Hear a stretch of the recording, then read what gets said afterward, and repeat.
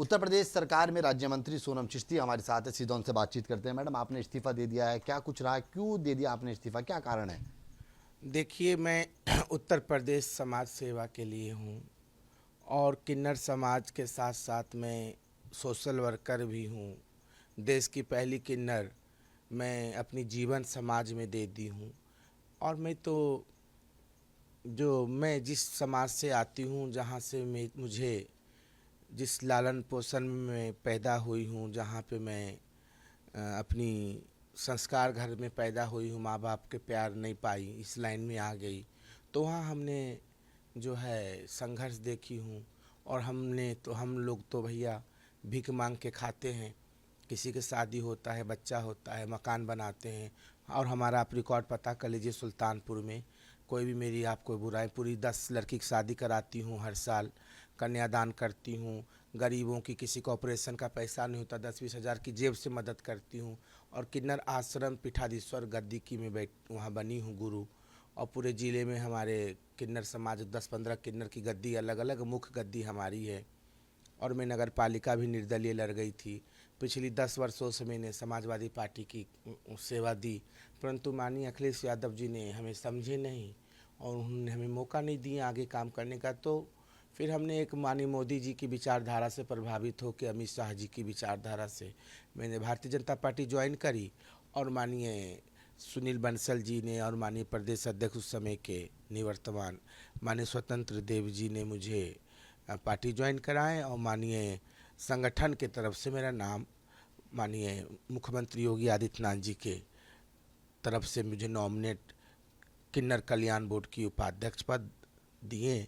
तब से ही काम करने में बड़ी दिक्कत आ रही। बोर्ड बना दिए, बोर्ड की व्यवस्था नहीं दिया गया। पहले सारी व्यवस्था दे देते हैं और तब बोर्ड बनना चाहिए। और भी राज्य में सुप्रीम कोर्ट, माननीय सर्वोच्च न्यायालय के आदेश पे सभी राज्यों में बनना है, किसी किसी राज्य में बना नहीं, किसी किसी। हाँ, पर यह है उत्तर प्रदेश राज्य में माननीय योगी आदित्यनाथ जी ने सशक्त बोर्ड बनाए हैं। और सशक्त बोर्ड में यहाँ जो भी प्रोटोकॉल है वो एक राज्य मंत्री स्तर दिए हैं, गनर, गाड़ी, एस्कॉर्ट, आवास, स्टाफ। परंतु ये सब चीज़ देने के बाद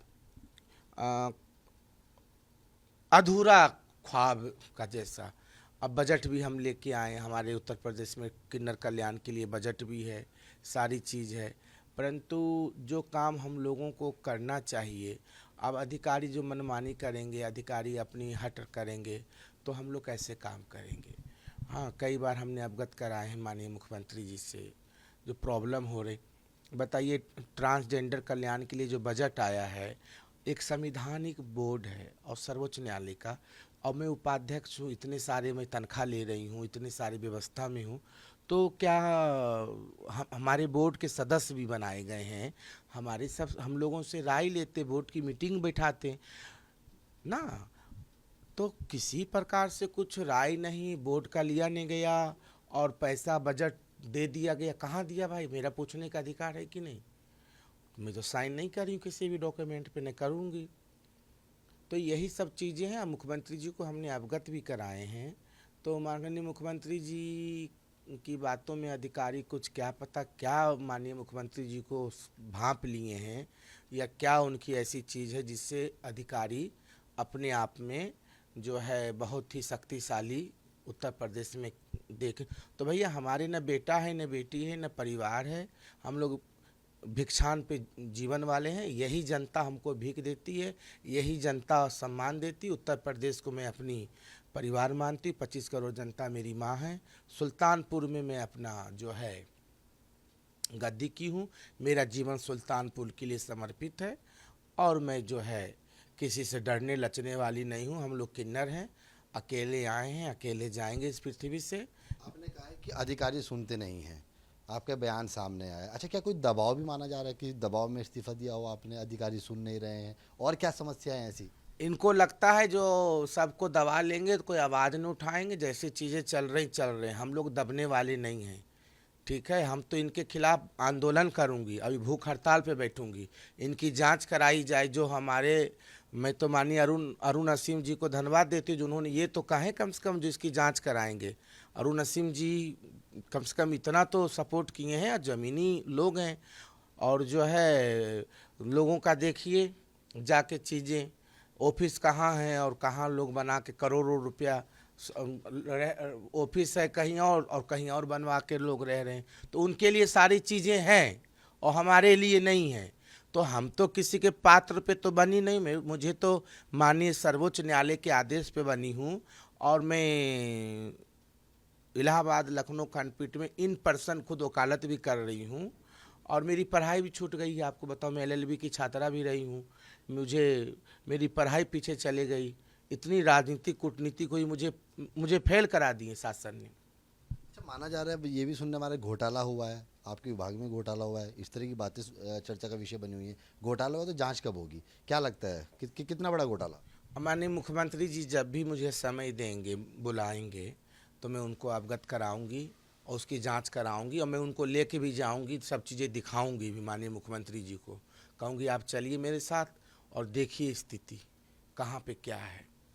आपने क्या संगठन में काम करेंगी? अब एक बयान आपका सामने आया था, क्या मानती है कि केशव प्रसाद जिस सब बयान दे रहे हैं कि संगठन बड़ा है पार्टी छोटी है, आप भी संगठन की तरफ घूमती हुई नजर आ रही हैं?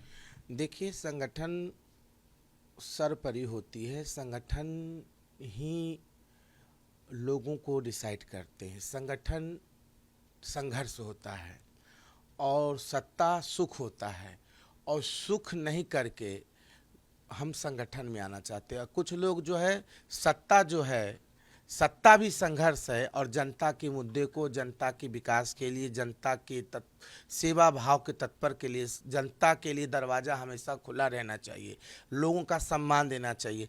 अधिकतर क्या होती लोकतंत्र में जो है नेता नौकर है, जो राजनेता है वो नौकर है जनता की आवाज़ को सुनना चाहिए। और जो संगठन है, संगठन जनता की बात को लेकर कार्यकर्ता, एक जो सरकार की योजना होती है, जो माननीय भारत सरकार और राज्य सरकार की जो भी कार्य योजना है, उसको जनता तक हम कैसे पहुंचाएं, अंतिम छोर के व्यक्ति जो समाज से वंचित है, दलित है, आदिवासी जनजाति, वहां तक ये आवाज़, जो कार्य योजना प्रधानमंत्री मोदी जी की है, माननीय अमित शाह जी की है, उस योजना को हम अंतिम छोर तक कैसे पहुंचाएं, तो ये संगठन का दायित्व है। तो इसलिए मैं सोची जो ये हमको गाड़ी, गनर, एस्कॉर्ट, आवास दिए, इन सब से मैं मुक्त हो जाऊं और संगठन में काम करूं और संगठन को मजबूत करूं। 2027 के जो चुनाव आने वाली है, उसके लिए मैं अपनी सुल्तानपुर जनपद में एक विधानसभा में जिम्मेदारी लेके अपना काम करूं और जो है पार्टी को मजबूती की ओर ले जाऊं। बस यही विचार से मैं संगठन में। क्या लग रहा है, क्या आपका इस्तीफा आपको लगता है मंजूर हो जाएगा? अब मैं क्या बताऊं, मैं तो, अब मेरी गुरु राजनीतिक अमित शाह जी हैं, उन्होंने मुझे बीजेपी में लेके आए और अमित शाह जी ने ही, अभी हम उनके चुनाव में भी गई थी, अभी फिर जाना है, परसों मिलने बुलाए हैं, तो जाऊंगी। अब जो उनको देना है संगठन में दें, चाहे इस्तीफा मंजूर करे नहीं करे, तो मैं क्या कर सकती हूँ। मिलने के लिए बुलाया अमित शाह ने, कहीं तुम्हारे इस्तीफा की चर्चा वहाँ तक तो नहीं? हमारे लीडर हैं और मार्गदर्शन है, बट वृक्ष के वो नेतृत्व करते हैं, इतनी बड़ी पार्टी हैं और मार्गदर्शन देते हैं उनके। और मैं माननीय बाबूजी मोहन भागवत जी से भी मिलूंगी, संघ प्रमुख, उन्होंने किन्नर समाज को बहुत मजबूत स्थिति में दिए हैं और किन्नरों को बहुत मतलब आगे लाए हैं सनातन धर्म के प्रति, और मैं भी उनसे भी मिलूंगी। और ज़रूर जो है, इस भारत की मैं नागरिक हूँ, एक वोट देने का हमारा भी राइट है, और मैं उत्तर प्रदेश राज्य को अपनी कर्म भूमि मानती हूँ। इस राज्य के लिए काम करने के लिए मैं तत्पर हूँ। जिस तरह गिलहरी एक मैं चींटी हूँ, छोटी सी एक चींटी, एक गिलहरी हूँ, और मैं पार्टी के लिए कार्यकर्ता के रूप में काम करूँगी, संगठन में काम करना चाहती हूँ। इस्तीफा तो दे दिया, लगता है आपने एक आरोप भी लगाया कि जांच होनी चाहिए, लगता है पूरा भ्रष्टाचार का मुद्दा खुल जाएगा, संघर्ष करेंगी आप इसके लिए भी?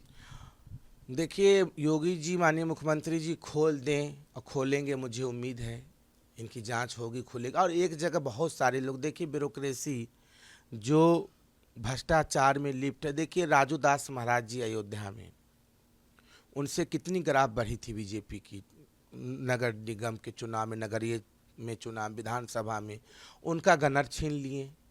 नीतीश जी जो डीएम थे, वो अपना मनमानी किए। तो ऐसा ब्यूरोक्रेसी, लोकतंत्र में ब्यूरोक्रेसी हावी हो और जनप्रतिनिधि को जो है उस नज़र से देखें, हीन की नज़र से देखें और उनको अपना समझ लें, तो आपको भी एक आप पेन हैं, आप एक पेन है, स्याही जनप्रतिनिधि होती है। जब उसमें स्याही नहीं जाएगी तो चलेंगे कैसे? पर ये स्याही भी खुद बन गए, पेन भी खुद बन गए, खुद चलना चाह रहे हैं। इसका जिम्मेदार किसको मानती हैं आप जिनका जिम्मेदार पूरे मामले में? अब जो ब्यूरोक्रेसी के हेड हैं, एसपी गोयल साहब हैं और भी अधिकारी हैं, इन लोगों से मिलने जाइए आप लोग भवन में, देखिए ये लोग तो जो बाइडेन से ज़्यादा ताकतवर इस समय दिख रहे हैं ना। अब वो तो दिल्ली के रुख कर लिए, हम तो मानिए इनसे कहूँगी इनको यहीं रखा जाए, अब यही ठीक करें, है ना। सब अपने चहेतों को जिला देते हैं, अपने चहेतों को पोस्टिंग दे रहे हैं, तो इस तरह से उत्तर प्रदेश में अब सही नहीं होगा। इनके खिलाफ आवाज़ उठती रहेगी और जो है चाहे जो भी होगा, संघर्ष के लिए हम तैयार हैं। हम लोग डरने वाले नहीं हैं, न हमारे बेटा है, न बेटी है, न माँ है, न बाप है, न हमारे ऊपर 151 की आज तक मुकदमा है। और इस भारत के न्यायपालिका पे हमें विश्वास है और भारत के न्यायपालिका ही सर्वोच्च है और हम लोगों को स्थापित भी न्यायपालिका ने दिए, राजनेता ने किसी ने नहीं दिया, समझ गए। राजनेता यदि देते तो आज लोकसभा विधानसभा में हमारी भी सीट आरक्षित होती, हम भी प्रतिनिधि करते। और मैं नीतीश सरकार को धन्यवाद देती हूँ, देश के पहली सरकार जिन्होंने किन्नरों को 1% नौकरी देने का काम किए। 4 किन्नर दरोगा बन गए, पता कर लीजिए, कल ही उनको आए, उनको बधाई बहुत बहुत। देखिए सोनम जो चिश्ती है वो हमारे साथ ही, साफ तौर पर उनका कहना है कि अधिकारियों की मनमानी के चलते उन्होंने इस्तीफा दे दिया है और अभी तक इस्तीफा मंजूर नहीं हुआ। अमित शाह से मुलाकात होनी है, देखना ही होगा कि मुख्यमंत्री कब तक सोनम चिश्ती को बुलाते हैं और आगे क्या कुछ राजनीति तय होती है। वरुण सूफी खान के साथ सैयद हुआ सली, न्यूज़ नेशन, लखनऊ।